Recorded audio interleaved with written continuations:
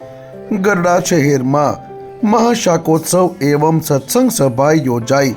બોટાદ જિલ્લાના ગરડા શહેરમાં શ્રી સ્વામિનારાયણ સંપ્રદાય દ્વારા આજે ભવ્ય શાકોત્સવ એવં સત્સંગ સભાનું ભવ્યાતિ ભવ્ય આયોજન કરવામાં આવ્યું હતું। શ્રી સ્વામિનારાયણ ભગવાનને જીવાત્માને પરમાત્મા સાથે જોડવા ભજન સાથે ભોજનની પરંપરા શરૂ કરી ઉત્સવ રૂપે ઉજવણીની શરૂઆત કરી હતી। તે પરંપરામાં ભગવાન શ્રી સ્વામિનારાયણની કર્મભૂમિ એવા ગઢપુર ધામમાં પરમ પૂજ્ય સનાતન ધર્મ ધુરંધર આચાર્ય શ્રી અજેન્દ્ર પ્રસાદજી મહારાજના 75મા જન્મોત્સવ વર્ષે ગઢડા દેશના 425 ગામોમાં શાકોત્સવ યાત્રા ફરીને તારીખ 21/2/2024ના રોજ ગઢપુર ખાતે શાકોત્સવનો સમાપન મહાશાકોત્સવ પરમ પૂજ્ય 108 ભાવિ આચાર્ય શ્રી નુગેન્દ્ર પ્રસાદજી મહારાજશ્રીની પાવન ઉપસ્થિતિમાં ભવ્યાતિ ભવ્ય ઉજવાયો હતો।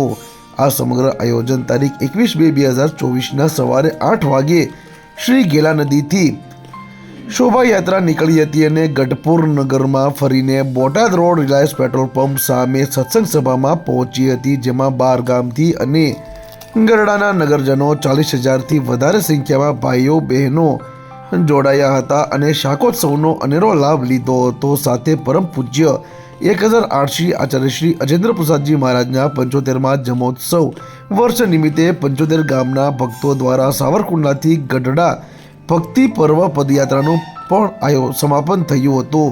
આ સમગ્ર આયોજન ગઢડાના શાસ્ત્રી સ્વામી શ્રી ઘનશ્યામ વલ્લભદાસજી તથા શ્રી એસપી સ્વામીના માર્ગદર્શન અનુસાર ગઢડા ધામના ધર્મકુળ આશ્રિત સંતો પાર્ષદો અને શ્રી ગોપીનાથજી મંડળ દ્વારા કરવામાં આવ્યું હતું। આ શાકોત્સવમાં શ્રી લક્ષ્મીનારાયણ દેવ મહિલા મંડળ ગઢડા દેશના બહેનો દ્વારા 70 મણ બાજરાના રોટલા પવિત્રતાથી બનાવી લાવવામાં આવ્યા હતા। આ મહોત્સવમાં વડતાલ, જુનાગઢ આદિ ધામના સંતો પાર્ષદો પણ ઉપસ્થિત રહ્યા હતા। સમગ્ર શ્રી સ્વામિનારાયણ સંપ્રદાયના હરિભક્તો દૂર દૂરથી બસો ટેમ્પા આઈસરમાં મોટી સંખ્યામાં ઉપસ્થિત રહ્યા હતા। સાથે ગઢપુર નગરના વિવિધ સમાજના અગ્રણીઓ ઉપસ્થિત રહ્યા હતા, તેમજ શ્રી બાબુભાઈ જેબલિયા, સુરેશભાઈ ગોધાણી સહિતના રાજકીય મહાનુભાવો પણ ઉપસ્થિત રહ્યા હતા। વિશ્વ હિન્દુ પરિષદ બોટાદ જિલ્લાના વડા સતુભાઈ અને ગરડાના હોદ્દેદારો દ્વારા પૂજ્ય ભાવિ આચાર્ય નુગેન્દ્ર પ્રસાદજી મહારાજ શ્રી અને શાસ્ત્રી ઘનશ્યામ વલ્લભદાસજી તથા એસપી સ્વામીને સન્માનિત કર્યા હતા। આ પ્રસંગે બાપુશ્રી દાદા ખાચર પરિવાર અને બાપુજી જીવા ખાચર પરિવારના ભક્તો ઉપસ્થિત રહ્યા હતા। સાથે સંસદ સમાજના વતી શ્રી નંદલાલભાઈ બામટા બગસરા, શ્રી ગોરધનભાઈ કાનાણી સાવરકુંડલા તેમજ ગરડા વિસ્તારના સામાજિક આગેવાનો શ્રી મોહન ભગત, શ્રી સંજયભાઈ ઠાકર, અમીરભાઈ લાવડિયા સહિતના ઉદ્બોધન કર્યા હતા। રસિકભાઈ અબરાપર અને શ્રી ભૂપતભાઈ માનાણી દ્વારા વિશાળ મંડપ વ્યવસ્થા કરવામાં આવી હતી।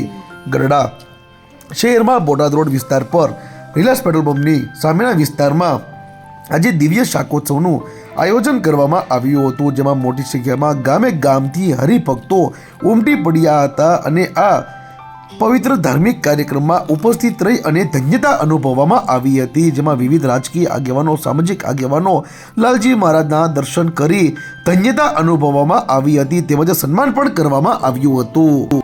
200 વર્ષ પૂર્વે ભગવાન સ્વામિનારાયણ લોયા મુકામે શાકોત્સવ કર્યો હતો, જેના ઉપલક્ષની અંદર આજે ગઢડા પ્રદેશના બધા જ ગામડાઓના હરિભક્તો આજે ગઢડા મુકામે લાલજી મહારાજ શ્રી નુગેન્દ્ર પ્રસાદજી મહારાજની ઉપસ્થિતિની અંદર આ ભવ્ય અને દિવ્ય શાકોત્સવ ઉજવી રહ્યા છે અને સાથે ભગવાન સ્વામિનારાયણ ગઢડાની અંદર સૌ પ્રથમ પધાર્યા અને 219 વર્ષ પૂરા થઈને આજે 219 વર્ષ પૂરા થઈને એક દિવસ માટે તો જેને અનુલક્ષીને પણ દેશ વિદેશથી હરિભક્તો આજે ગઢડાની અંદર પધાર્યા છે।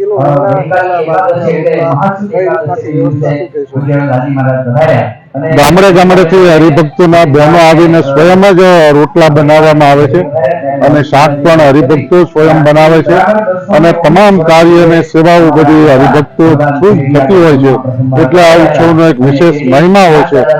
રીંગણા અને વિપુલ પ્રમાણની અંદર લાવવામાં આવે છે, કારણ કે આમાં સંખ્યાનો અંદાજ ન બેસે અને એ પ્રમાણે જેમ જરૂરિયાત થતી જતી હોય એમ શાક બનાવવામાં આવતું।